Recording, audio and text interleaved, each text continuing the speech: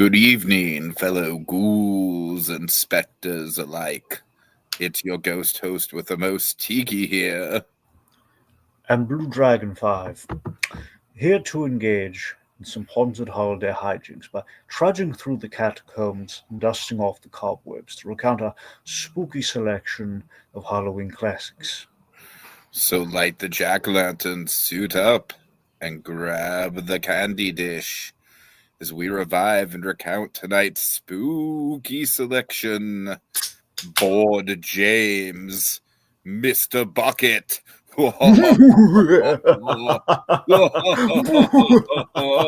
So many balls! He's gonna suck your balls.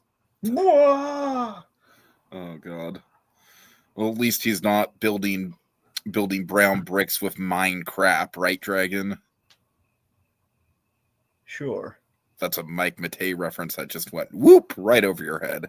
Yep, didn't see it coming.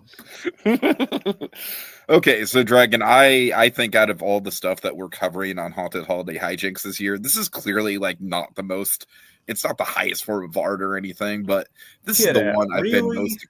This is the one I've been most excited for, though, because it's not high art, but Dragon, I truly do think what we have here is honestly a special piece of internet history. I don't say that lightly. I'm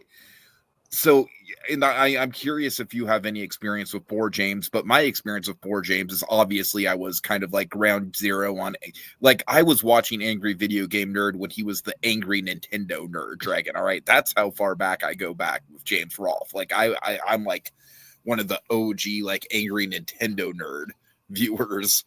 So of course, when I saw that he was doing a spin-off show focused on board games, using his kind of alter ego, like sort of kind of an exaggerated version of himself, more so than the actual nerd character, I was intrigued. And Dragon, I'm just going to go out on a limb and say I actually think that the Bored James series is maybe the best thing that James Rolfe has ever done in his whole career.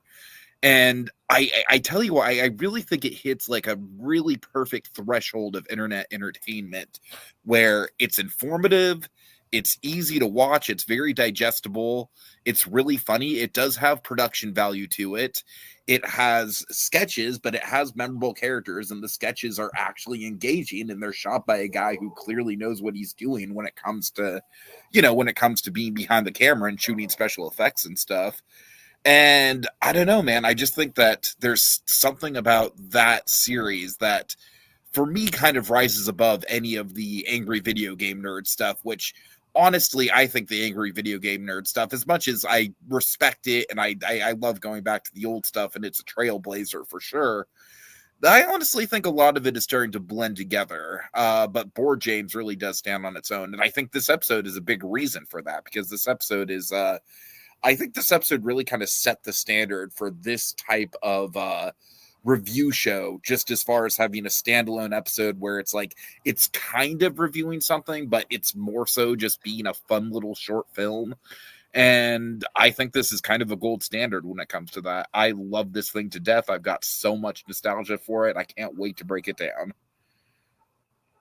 I'm willing to bet you don't have the same level of attachment than I do, Dragon. Well, I mean, look, my first introduction to Bored James was, it was the moment in Kick-Assia, where we had they're playing like Risk or something. And here's the thing, let me tell you about Risk. And, this is like, wait a minute, we're not here to play a game. Well, that's an awesome cameo, because that is exactly what Bored James did. Like, basically what we have in that cameo is like a quick, like, 3-minute episode of his show. Yeah, that's probably one of my favorite cameos in all of the Channel Awesome movies. Yeah, so it was kind of my first taste of like the spin-off kind of programming that the Angry Video Game Nerd offered. So that was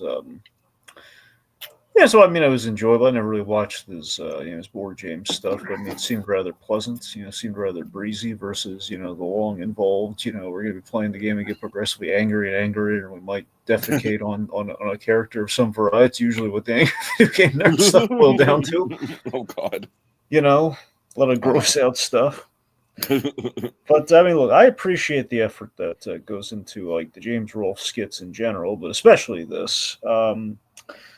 It's a breezy review with a lot of room to get silly and atmospheric, and again, very effectively so. Versus, say, the Nostalgia Critic today, where it'd be like, oh man, we just. I mean, now it's kind of lessened, but still, it's like he just cannot break himself of the habit of like, oh, me talking about it's not enough. I have to try and get people, I got to try and wow people with like a very satirical, very obvious, like, and here's what the review's really about. Here's a satire what the climate is right now. It's like, okay, I don't think anyone really cares. I just want to see you talk about the thing, give some thoughts and opinions. Right, yeah. It's like the skits are very forced and very manufactured. This is built around the skit in a way like, okay, we're coming for the skit, but we also get a little informative review. It's kind of like the perfect marriage in a sense. Mm-hmm. I mean, to be fair, it's like of all the games that he could review, it's like, it's balls in a bucket. It's pretty simple. Well, I mean, I think that's kind of the genius part of this episode is just the fact that he did take a game that was like basically the most straightforward childhood game you could possibly have, and he made cinema out of it. Dragon, he made pure cinema. He made Cinemassacre out of it. He did. Yeah. Alrighty, so let's get things started. So I like how we kind of have both a I feel like this episode has a very economic use of time. It's just a smidge under 10 minutes, or I'm sorry, over 10 minutes. And not only do we get this whole like really great short film in the second half, but we have not only a review of the game, but we have a little bit of a nostalgic commercial review too. It's kind of harkens back to the Nostalgia Critic commercial compilation. Yeah, he's stepping on Walker's loafers a little bit. So it starts out with James Rolfe, and Dragon, we have to give him the full name, Motherfucker Mike. That's his credit name in the show. Yeah, no, that was the credit. That's accurate, yeah. And James and Motherfucker Mike. I'm going to say Motherfucker Mike as many times as possible this podcast. James and Mike, they are just watching a nostalgic commercial about Mr. Bucket. I just they're not depressed and wearing donut shirts while they're doing it. Yes. Well, Dragon, I got to tell you, man, this episode it really, really kind of just hits a sweet spot as far as comfort zone for this, as far as like this episode just really, really showcases like two good friends having a good time hanging out together. There's one little detail in this episode I hope that you appreciate it as much as I do. Well, I'll point it out when we get to it. It's such a nice little detail, but I just like the idea that it's just like we're kind of catching these two, just on a quiet afternoon, hanging out, watching some nostalgic commercials. Of course, we're getting the Mr. Bucket commercial, and they're making fun of the whole innuendo of like, oh, put the balls in my mouth. Yeah. So of course, the ad itself was very cringy and not very well thought out by Milton Bradley's marketing department. Just the ball pops out of my mouth. So, of course, honestly, look, the big vibes I really got from this, just with the commercial, and obviously when we basically redub over the bucket with like the dialogue here. Tell me you weren't thinking of the sex toilet from Better Call Saul. Tell me you weren't thinking of that. Oh, yeah. Oh, of course. Honestly, that's probably where. Give it to me, Chandler. Come on, Chandler. God. Oh, did you have corn, Chandler? Oh, Jesus Christ. No, that's probably exactly where they got that from, Dragon. God. I would not be surprised. I mean, do you know what year this came out? Mr. Bucket? Well, yeah, the episode. Oh, the episode. Like mid-2000s. Okay. Mid to late 2000s. I don't know exactly offhand. Hold on. I have the episode pulled up, but I'm not sure. Well, 15 years ago. Oh, God. That'd be way before. So 15 years ago. Do the math on that. Well, yeah, 10 years is Better Call Saul, so it's way before Better Call Saul. Okay. Yeah. Anyway. Okay, point being, well, again, it's kind of where we get a gag like that from Better Call Saul from. It's the idea of the inappropriate kind of voice box on something that's intended for children. So it's an appeal. The bucket itself, which we kind of get into with the review itself, it's an appealing yet settling design on Mr. Bucket, which I really appreciate. Where it's cute, but by the same token, though, it's like we're obviously borrowing from like Operation. I forget if you remember if Operation was a Hasbro product or Milton Bradley. Oh God, I want to say Milton Bradley. I'm saying it's like don't remember off the top of my head. Basically, the drunkard nose, like the big, the right, red, yeah, drunkard nose, which we've given them, and it kind of is like the mechanics of a Roomba with the movement, but we have like the hands that are blocking the balls from going in, and you have like the colored balls and the colored shovels, and the idea is this is what we see them do. Is these two friends hanging out, just kind of playing, just kind of making fun of it. Like it's this simple. We just shovel it in. What if I use the wrong colored shovel? Does that deduct points? I don't know. Dragon, I have a headcanon with this, all right? I have a headcanon with this. All right, what do you got? My silly little headcanon is because motherfucker Mike, and I use that term very strictly in this case, Dragon, he disobeyed the rules. He sullied the rules of Mr. Bucket, and that's why Mr. Bucket came to life. Well, he does suffer the consequences for that later. He really does. He really does, Dragon. I mean, he is motherfucker Mike. It's his fault. You're going to put the wrong balls in the wrong holes? Well... How dare you use the wrong shovel, motherfucker Mike? God. So, of course, in the instructions, again, this is where we basically confirm a little bit of that headcanon here. Use only the special balls enclosed. Uh-huh. Yeah. So, it looks like if I'm reading it right here, Board James is basically writing the review, and he's also kind of cross-referencing some of his research here, and his research yields basically the first reputation of the game of Mr. Bucket. And of course, my favorite little bit that I saw there on like the Wikipedia page that they, that's basically in the video. I don't know if they edited the Wikipedia just for their purposes or not. I'm not sure. It's buckets of fun. right. Yeah. Just really funny. Also a little dirty if you really think about it. All right, let's see. So, and of course, just James Rolfe's facial reactions throughout all of this are really James Rolfe's facial reactions, throughout all of this is just they're gold, man. They're gold. They're absolutely horrific, but also kind of funny. So I love the dark mood lighting, and he's falling asleep to Nosferatu, and it's kind of scoring the horror that. Which I gotta tell you, that there's so many like little comfortable details in this episode, and that is one of them. Like, just I love the idea that James Rolfe falls asleep watching classic Universal monster movies, and I gotta tell you, you can't imagine it's not that far off from the truth, right? Oh no, absolutely. It feels like a real life that one, of course, and then the lights will flicker on and off. Nosferatu. You're supposed to be in Orlok. You're supposed to be in Superman right now. What are you doing? All right, of course, then we have like the music and then the bucket sound. And I got to tell you, man, the lighting in particular is just very, very striking, isn't it? Yes. Yeah. So we get the bucket, and like you said, it's just so ominous as we kind of just build it up. And let's see, it's a fake out at first, Dragon. You correct me. Well, no. At first, we have the money shot already, where it's like he's kind of drowsy, and he's kind of waking up, and he sees it's the idea that the bucket is like actually it's kind of it's inching towards him, and basically he climbs up like the part of the recliner, so it's between his legs. So we have between the leg shot, and then James Rolfe's reaction, like what? He kind of climbs up the couch, kind of turns off the game, and knocks it over very casually. Calls his buddy Mike. Okay, and this is the comfort detail. Me too. I had this too. I think we have the same thing. I'm so glad, Dragon. The whole detail where Mike is, it looks like Mike is in the window of the other house. Yeah. Oh, isn't that? I know, it was so charming. It was adorable. Like, oh, he's like, I don't know if it's like best friend neighbor pals. Yeah, it looks like it's like either like perfectly composed, so he's across the way, or maybe the house is so big it's like a room like adjoining next to it. I think it's like the idea he's like in the house across the street. It's just framed that perfectly.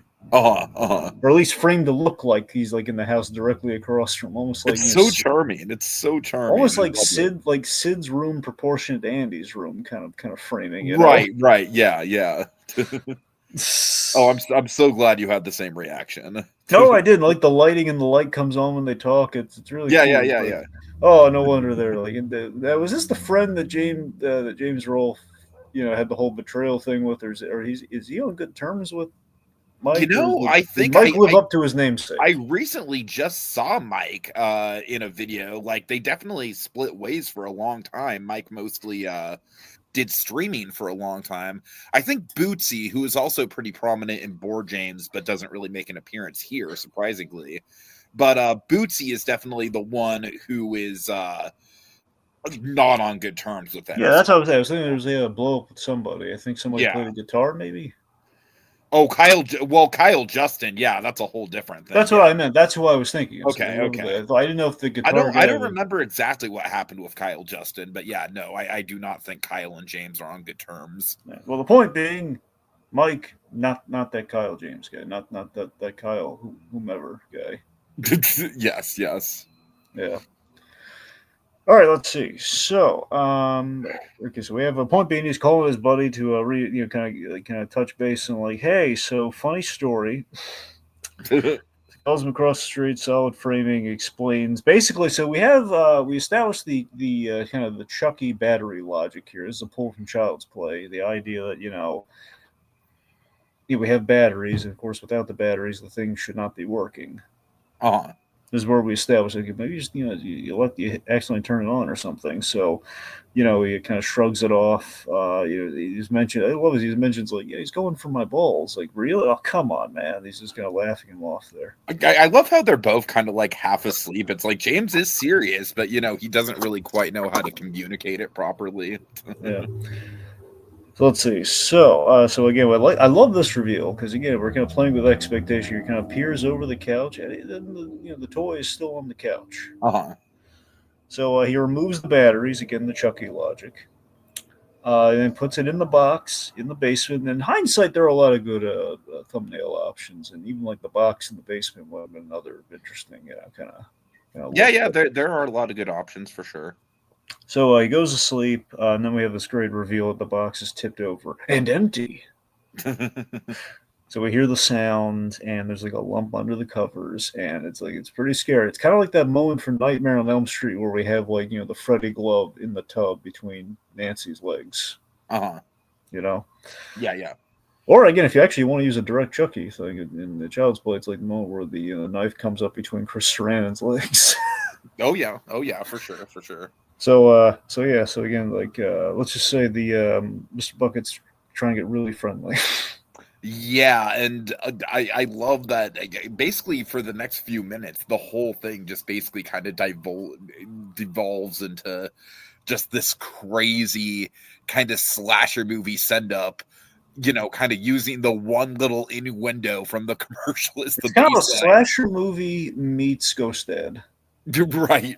Oh God. It's pretty much is like, what if the bucket were possessed by the hopefully departed spirit of Bill Cosby? It's kind of that, Little Blue, I did not own a Mr. Bucket as a kid, but I do remember the commercial. I don't remember, as a kid, I didn't pick up on the double entendre, but I do remember the commercial. No, I didn't. I did not have. I honestly, as a kid, I had the same reaction that these two did, where it's like, wow, that looks really boring. Like that's it. That's literally the whole game. You just pick up balls. Yeah. But yeah, Mr. Bucket is thirsty, man. Mr. Bucket is a pervert. No, that's the whole thing. Again, it's sexual horror, Tiki. I mean, he is just a sexual deviant to the only degree. The only thing that would have made this scarier is if they had like Tim Curry doing the voice of Mr. Bucket. Oh God. I'm Mr. Bucket. God. I just want to suck on your balls. I just want to suck on your balls, James. God. What's so wrong about that? Why are you trying to drown me? I float. God. All right. Okay, anyways, the point being, there's a sound, there's a lump under the covers. He lifts it, like gasp, oh my God! He leaps from the bed like anyone would. Uh-huh. Of course, like the commercial, he says, "I just want to suck on your balls."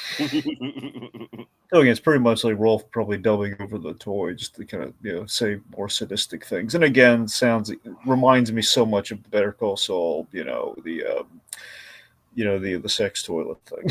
Oh yeah. Yep. I turned you off and you turned me on. Oh god. So he calls Mike. Uh-huh. Frantic, and initially Mike's trying to shake it off as a nightmare. But we have like by the way, your window's open, my bedroom window. Of course, Mr. Bucket's right outside. James is not seeing him, and you, the audience member, are going, James, look right there! Put the phone down! Uh-huh. So Mike says he's coming over, taking a sweet old time. All right, just let me. This is just so comfortable. Just all right. Let me grab my shoes. I don't know. It's so homey, Dragon. It's so homey. This little bromance between James and Mike, just in the 10 minutes. I really appreciate Mike was not ticked off or anything about. Yeah, for sure. Well, I got nothing better to do. Oh, I'm up now. Sure, fine. Why not? All right. So we get to my biggest laugh in the episode, I think, which is where James is like, "You want these balls, right?" And he tries to throw the plastic balls. Well, remember, initially it's like leaping at him. Right. And I mean, let's just give some credit where credit's due as far as the the lighting. As I already said, I love the shot composition. Like the one shot with him in the window, as you mentioned, it's great. It really does. It really does look genuinely creepy. And all it is you got to imagine motherfucker Mike is probably like holding Mr. Bucket off camera, like just holding it up to the window, but it looks very effective. So when he, so initially, after he talks, Mr. Bucket like leaps at him, which is probably just again Mike just probably throwing the bucket at him, and he very swiftly throws it under the couch cushion. Then he, of course, like typical horror movie fashion, he runs to the basement, like the last place you ever want to go. He runs to the like no, you want to run up or out. You don't want to go. He goes down to the dark recess of the basement. I'm pretty sure this is intentional. So when you notice in the basement, there's a poster of Army of Darkness. Now, when we enter the basement, there's a big kind of Evil Dead Sam Raimi vibe to the direction. Oh yeah. It's very much like the woodshed in Evil Dead 2. All right, so Dragon, that's when we have your bit. Sorry, yeah, set up the line, and then I have the line. So he's frantically he's cornered. Mr. Bucket, so he somehow climbed over the partition over like the door or something, and he's bored James. He's like curled up in the corner next to the empty box and everything. And in the box, he finds like the multicolored balls and like the little plastic. And then he says, "You want these balls, right? Plastic balls?" And Mr. Buck's just like, "No, not those balls. Real balls, testicles, scrotum, cojones. Family jewels, bullets, cojones, balls." And I love that because it's kind of taking, just sort of the over the top swearing that the angry video game nerd is known for and kind of applying that to a different character in a different context. Yep. It's really fun. Really fun. Definitely the biggest laugh in the episode for me. It looks like I just love the whole like this Mr. Bucket's like, no, in case you were confused, I'm not trying to make a double entendre. I'm just fully trying to sexually assault you. See, initially I really thought it was going in the direction of that actually would have satiated had he thrown the balls there and just played the game the way it's actually supposed to be played. But no, he's right. He's incurred wrath. He's incurred a sexual awakening in the Bucket, Tiki. Mr. Bucket is more into balls than Tarantino is into feet. Well, that's true. Yes. Yep. So it looks like poor Board James is about to be a soprano, but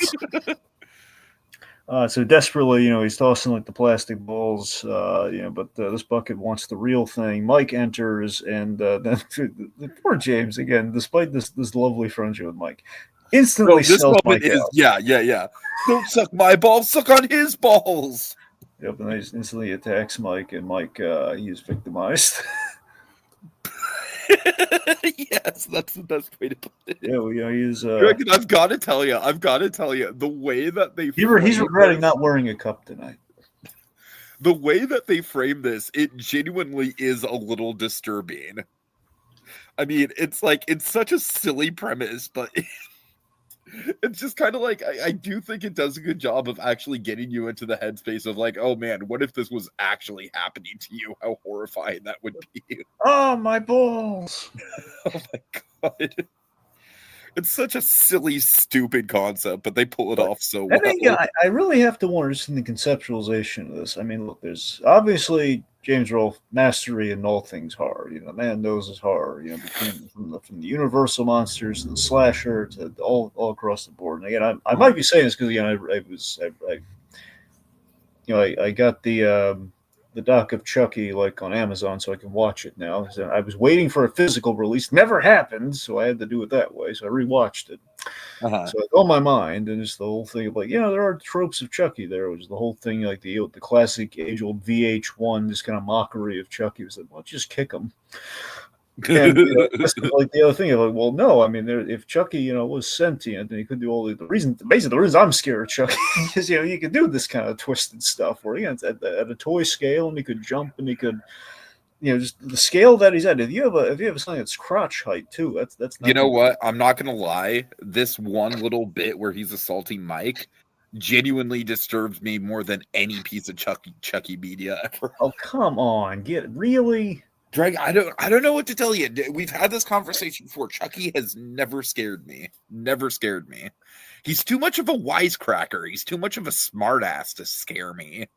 Well, yeah, but still, I mean, it's horrific acts of violence. Dragon, yeah, but Mr. Bucket is just a straight up fucking sexual deviant. Well, I mean, to some no holds barred. Like no holds barred. He is just a full on sex offender, Dragon. All right. Just the way that like he has one goal and one goal only, and that is assault. Well, I mean, good news, no teeth. Yes. That's maybe a little truly. But then again, with the sucking, do you think is the threat that like off completely, or like per the game, or honestly, Dragon, I think this just the act is he just looking for the violation? Just the violation is disturbing enough. I don't even think that you really. I don't even think there's an end goal. I don't think realistically you could actually like do much long-term damage. I just think the disturbing part just comes in, how gung-ho he is about it, and the actual it is depicting an assault. So he's essentially he's the Milton Bradley Cosby. That's essentially what we're basically. Yes. Yeah. But yeah, that's the thing. I mean, you can look at like full on horror movie, like removal. But you're right. I think you're right though. I think it's purely just like it's the viciousness of the assault. Yeah. Like, I think it's called The Accused, like the movie of Jodie Foster. It's essentially The Accused with plastic.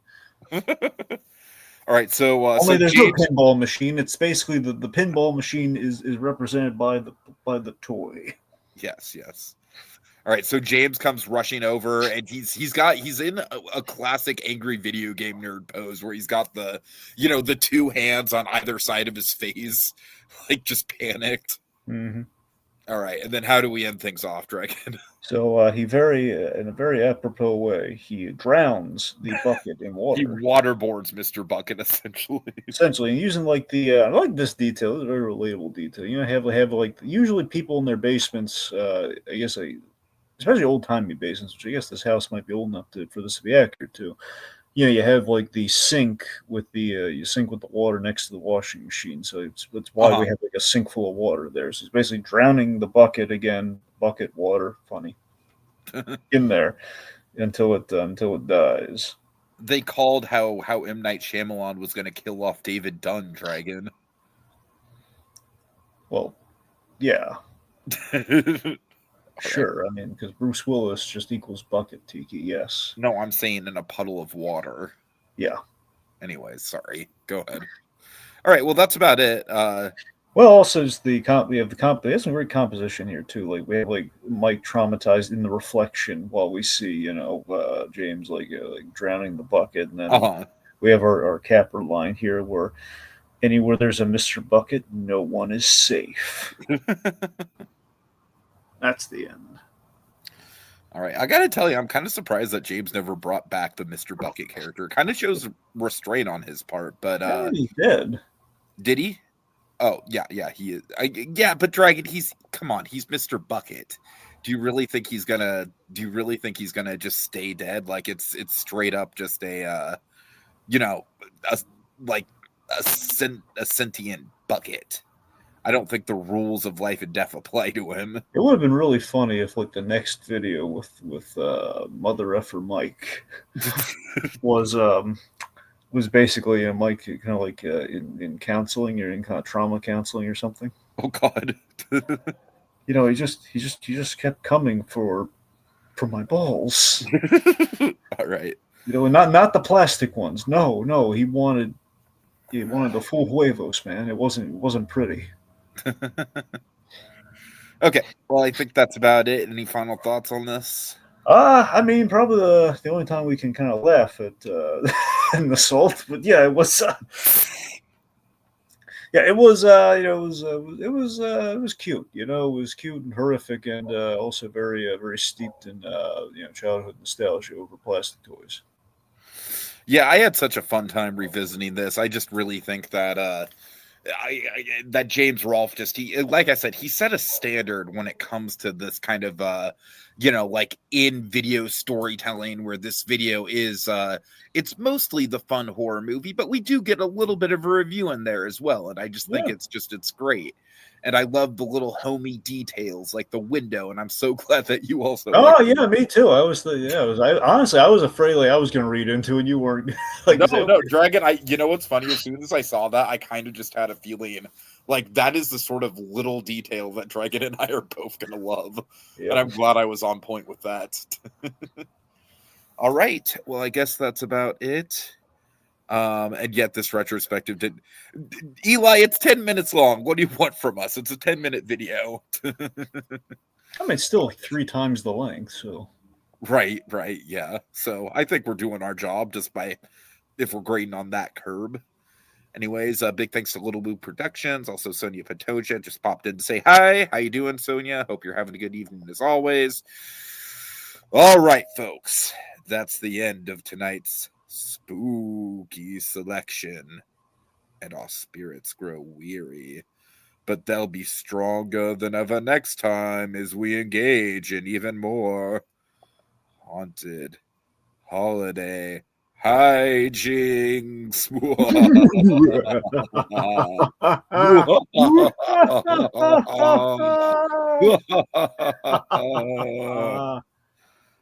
James, I want to suck your balls.